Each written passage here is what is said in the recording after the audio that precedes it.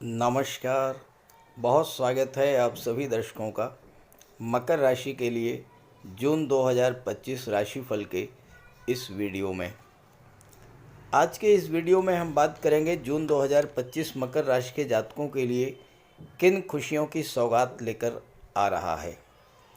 सही कहा जाए तो जून 2025 का महीना आपके जीवन में एक मील का पत्थर सिद्ध होने जा रहा है, एक टर्निंग पॉइंट बनने जा रहा है, क्योंकि जिन बड़े बड़े ग्रहों को परिवर्तन करना था वो मई में कर चुके हैं। जितने बड़े दुर्योग थे उनसे भी आप मुक्त हो चुके हैं और अब जून का महीना एक नई शुरुआत करने वाला महीना होगा। और इस माह आप जो भी नई शुरुआत करेंगे, जो भी फ्यूचर प्लानिंग करेंगे, वो आपके आगे के जीवन का आधार बनेगा, एक मील का पत्थर सिद्ध होगा। जून 2025 18 मई को शनि राहु का पिशाच योग समाप्त हो चुका है। शनि राहु अपने रास्ते अलग कर चुके हैं, गुरु अतिचारी हो चुके हैं और जून में अतिचारी ही रहेंगे। हालांकि जून में गुरु अस्त हो जाएंगे। राहु केतु भी राशि परिवर्तन कर चुके हैं और मंगल भी नीच की राशि से 7 जून को बाहर आ जाएंगे। केवल जो एक परिवर्तन होगा वो सूर्य का होगा। सूर्य 15 जून को अपने मित्र बुध की राशि मिथुन राशि में गोचर करेंगे और बुध 2 बार राशि परिवर्तन करेंगे। तो इस माह का जो ग्रह गोचर है वो बेहद अनुकूल है आपके लिए और इसका पूरा लाभ आपको उठाना चाहिए। तो आइए समझते हैं कि मकर राशि के जातकों को क्या क्या बड़े लाभ मिलने जा रहे हैं जून 2025 में। ये विश्लेषण आपकी चंद्र राशि के आधार पर किया जा रहा है। तो ये है मकर राशि के जातकों की जून 2025 की गोचर कुंडली। देखिए, एक होती है जन्म कुंडली। जन्म कुंडली में ग्रहों की स्थिति कभी भी नहीं बदलती, जबकि गोचर कुंडली में ग्रहों की स्थिति लगातार बदलती रहती है। तो अब जून में ग्रहों की क्या स्थिति रहेगी आप ये समझिए। देखिए, आपके राशि के स्वामी हैं शनिदेव और शनिदेव कुंडली के तीसरे भाव में गोचर कर रहे हैं। राहु धन के भाव में गोचर कर रहे हैं। शुक्र जून के महीने में पूरे माह चौथे भाव में गोचर करेंगे। मंगल अष्टम भाव में केतु के साथ युति बना करके गोचर करेंगे और सूर्य जो कि पंचम भाव में है, सूर्य 15 जून को छठे भाव में आ जाएंगे। बुध सूर्य के साथ हैं पंचम भाव में, 6 जून को छठे भाव में आ जाएंगे और 22 जून को 7वें भाव में चले जाएंगे। तो बहुत छोटे से परिवर्तन है। एक तरह से देखा जाए तो जो बड़े ग्रह हैं उनमें अस्थायित्व की स्थिति बन चुकी है। अब वो जल्दी परिवर्तन नहीं करने जा रहे हैं। शनि 2.5 वर्ष तक रहेंगे, राहु 18 महीने तक रहेंगे, केतु 18 महीने तक रहेंगे और गुरु 18 अक्टूबर तक रहेंगे। गुरु राशि परिवर्तन जल्द कर लेंगे क्योंकि गुरु अतिचारी हो चुके हैं। बाकी शुक्र, मंगल, बुध ये रूटीन तरीके से अपना परिवर्तन करते रहते हैं। तो आइए समझते हैं कि क्या क्या लाभ मिलने जा रहा है जून 2025 में।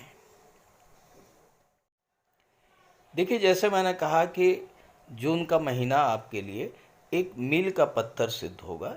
एक नई शुरुआत आप करेंगे जून के महीने में, भविष्य के लिए प्लानिंग करेंगे, क्योंकि एकदम से तो कुछ नहीं हो सकता है, लेकिन आपको एक अपने लिए आगे के लिए कार्य योजना बनानी होगी, आगे के लिए प्लानिंग करनी होगी और वो लंबे समय की प्लानिंग करनी होगी, क्योंकि अब बड़े ग्रह जो हैं वो जल्दी राशि परिवर्तन नहीं करेंगे। अब आपके जीवन में अभी 18 मई तक शनि राहु का पिशाच योग बना हुआ था, वो समाप्त हो चुका है। मंगल नीच की राशि में गोचर कर रहे थे।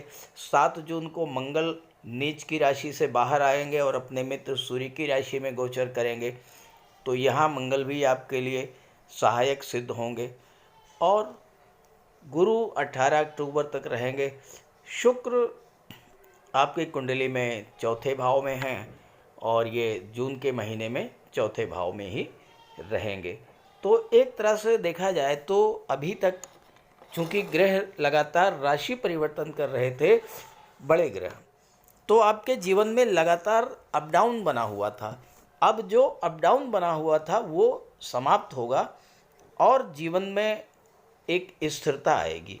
एक बड़े लक्ष्य को लेकर के आप आगे बढ़ेंगे। सबसे पहली बात,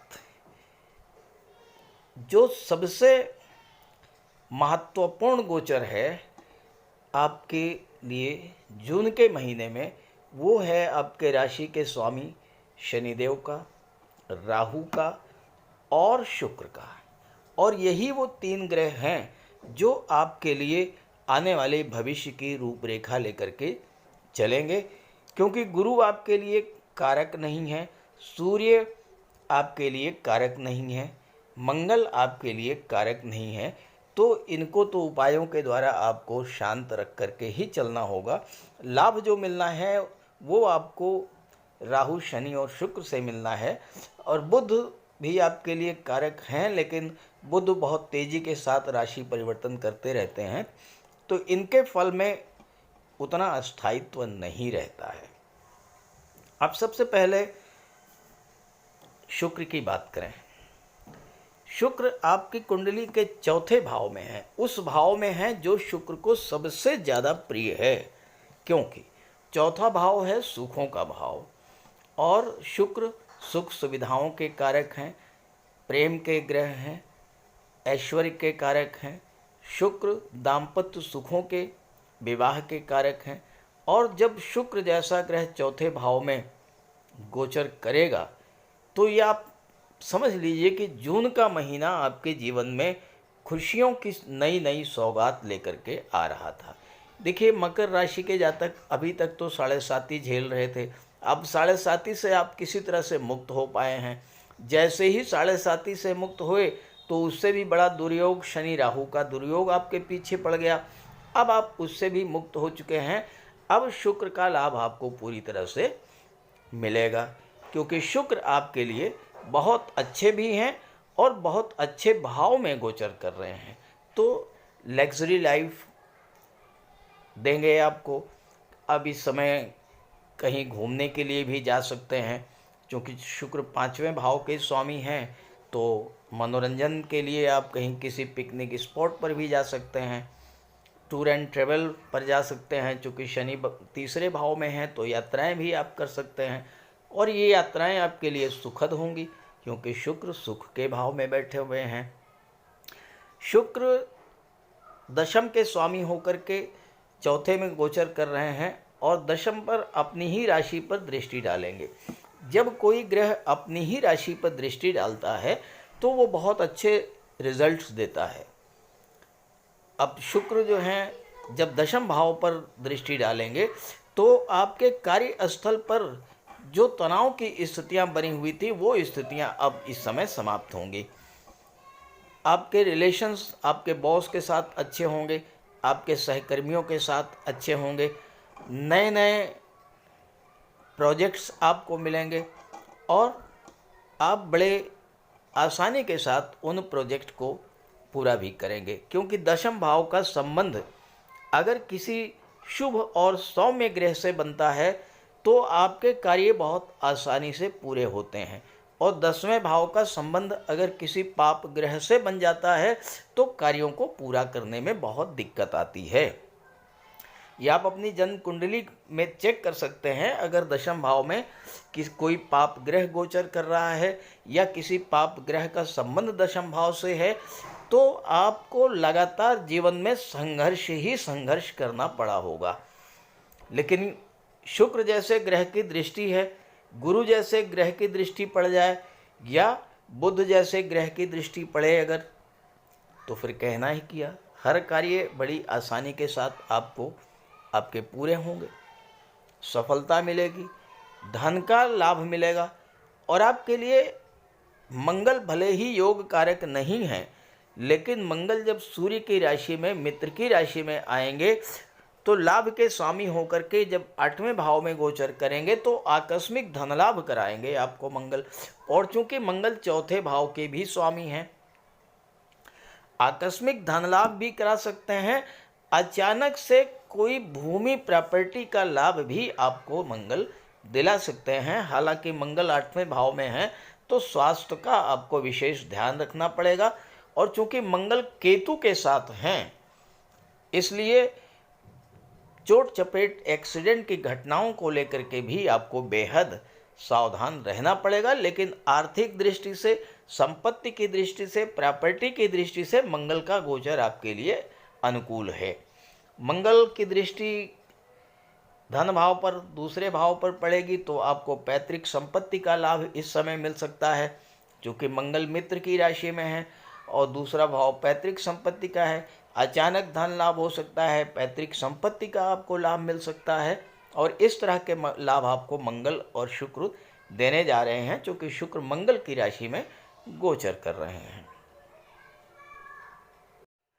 मकर राशि के जातकों ने पिछले 7.5 वर्षों से लगातार संघर्ष ही किया है, लेकिन अब उन संघर्षों का अंत होने जा रहा है, क्योंकि राहु जो कि आपके लिए प्रबल योग कारक हैं, राहु धन के भाव में गोचर कर रहे हैं और राहु की दृष्टि 6ठे भाव पर पड़ेगी। जब राहु की दृष्टि 6ठे भाव पर पड़ेगी तो राहु आपके जीवन में चल रहे संघर्षों को समाप्त करेंगे। राहु एक ऐसे ग्रह हैं जो नेगेटिव डायरेक्शन से एक्टिवेट होकर के आपके जीवन की समस्याओं को समाप्त करते हैं। तो यहाँ आपके जीवन में जो संघर्ष चल रहा था वो संघर्ष समाप्त होगा। जहाँ तक सूर्य की बात है, सूर्य का गोचर छात्रों के लिए बेहद अनुकूल है। मकर राशि के वो जातक जो किसी प्रतियोगी परीक्षा की तैयारी कर रहे हैं, उनके लिए सूर्य 15 जून को जब 6ठे भाव में आएंगे और 1 माह तक यहाँ रहेंगे तो सूर्य एक तो शत्रुहंता योग बनाएंगे, दूसरे सूर्य विपरीत राजयोग भी बनाएंगे। तो सूर्य भले ही योग कारक नहीं है, लेकिन मकर राशि के जो छात्र हैं, जो प्रतियोगी परीक्षाओं की तैयारी कर रहे हैं, उनके लिए प्रबल सहायक सिद्ध होंगे सूर्य। और हमेशा ध्यान रखिए, अगर आपकी जन्म कुंडली के 6ठे भाव में सूर्य का गोचर है तो आप सरकारी नौकरी के लिए प्रयास कीजिए, सफलता मिलेगी। गोचर में अगर 6ठे भाव में सूर्य आ जाते हैं 1 माह के लिए, वो 1 महीना जो होगा वो आपके लिए ज़बरदस्त सफलता देने वाला होगा। गुरु आपके लिए अच्छे भी नहीं हैं, आपके लिए योग कारक भी नहीं है। और दूसरी बात यह है कि 12 जून से गुरु अस्त हो जाएंगे सूर्य के प्रभाव से, तो गुरु का कोई प्रभाव विशेष नहीं पड़ेगा। लेकिन ध्यान रहे कि आपकी गोचर कुंडली में जून के महीने में गुरु भी विपरीत राजयोग बना रहे हैं और सूर्य भी विपरीत राजयोग बना रहे हैं। तो अगर आप सूर्यदेव का उपाय करते रहें, प्रातःकाल सूर्यदेव को जल अर्पित करें, गायत्री मंत्र का पाठ करें, आदित्य हृदय स्तोत्र का पाठ करें, तो इससे आपको विशेष लाभ होगा। गुरु के उपाय करते रहें तो विपरीत राजयोग एक्टिवेट हो जाएगा, तो विपरीत राजयोग का आपको लाभ मिलेगा। विदेश संबंधी कार्यों में सफलता मिलेगी। और गुरु के लिए बहुत आसान उपाय है, भगवान विष्णु की आराधना कीजिए, घर में एक केले का वृक्ष लगाइए, उसकी सेवा कीजिए, स्नान करने वाले जल में आधा चम्मच हल्दी डाल करके स्नान कीजिए। स्नान करने के बाद हल्दी का तिलक लगाइए, माता पिता गुरु और वृद्ध जनों की सेवा कीजिए, उनका सम्मान कीजिए। गुरु प्रसन्न रहेंगे तो आपको गुरु से संबंधित विपरीत राजयोग का जो लाभ मिलना है वो आपको मिलता रहेगा। चूँकि गुरु 12वें भाव के भी स्वामी हैं और तीसरे के भी स्वामी हैं। तीसरा भाव संचार माध्यमों का है और 12वां भाव विदेश का है। तो जो जातक संचार माध्यमों से, विदेशों से जुड़ करके कार्य कर रहे हैं, उनके लिए गुरु का गोचर लाभ देने वाला होगा। ऑनलाइन प्लेटफॉर्म से जुड़ करके, ऑनलाइन बिजनेस जो लोग कर रहे हैं, यूट्यूब से जुड़े हैं, फेसबुक से जुड़े हुए हैं, किसी भी इंटरनेट से जुड़े हुए हैं, किसी भी संचार माध्यम से जुड़ के कार्य कर रहे हैं, तो उनके लिए समय बेहद अनुकूल रहने वाला है। जहाँ तक आपके राशि के स्वामी शनिदेव की बात है, तो शनिदेव तो इस समय प्रबल कारक हैं आपके लिए, बहुत मजबूत स्थिति में हैं, अपने ही नक्षत्र उत्तरा भाद्रपद में गोचर कर रहे हैं। लग्न के स्वामी जब पराक्रम के भाव में गोचर करते हैं तो आपके पराक्रम पुरुषार्थ में वृद्धि होगी। आपके राहु धन भाव में बैठे हुए हैं और राहु की दृष्टि जो है ये आपकी कुंडली के दशम भाव पर पड़ेगी। पांचवीं दृष्टि छठे भाव पर, सातवीं दृष्टि आठवें भाव पर और नौवीं दृष्टि 10वें भाव पर। तो राहु यहाँ क्या करेंगे, राहु आपको नए नए आइडियाज़ देंगे, बिल्कुल नए और इनोवेटिव आइडियाज़ अपने करियर को संवारने के लिए, नई शुरुआत करने के लिए, कोई नया प्रोजेक्ट शुरू करने के लिए, कोई नया स्टार्टअप शुरू करने के लिए जो आइडियाज़ चाहिए वो राहु देंगे, क्योंकि राहु से ज़्यादा चतुर चालाक तो कोई है ही नहीं। तो आपकी कुंडली में इस समय शनि भी अच्छे हैं, राहु भी अच्छे हैं, बस थोड़ा सा वाणी के भाव में राहु बैठे हैं, तो अपनी वाणी पर, अपनी स्पीच पर थोड़ा सा कंट्रोल रखिएगा, क्योंकि राहु वाणी को दूषित कर देते हैं। और दूसरी बात यह है कि खान पान का ध्यान रखिएगा, मद्यपान मांसाहार से जितना दूरी बना सके उतना ही अच्छा रहेगा, उतना ही अच्छा फल आपको राहु प्रदान करेंगे। और मंगल यहाँ लगभग 1.5 महीने तक रहेंगे, तो थोड़ा सा सावधान रहिएगा। तो कुल मिलाकर के एक नई शुरुआत करने के लिए जून का महीना आपके लिए बहुत बेहतर है। कोई नई शुरुआत कीजिए, भविष्य के लिए प्लानिंग कीजिए, लंबी समय के लिए प्लानिंग कीजिए और उसके अनुसार आगे आप बढ़िए। तो ये वीडियो, ये जानकारी अपने साथियों मित्रों को भी ज़रूर शेयर कीजिएगा। नमस्कार।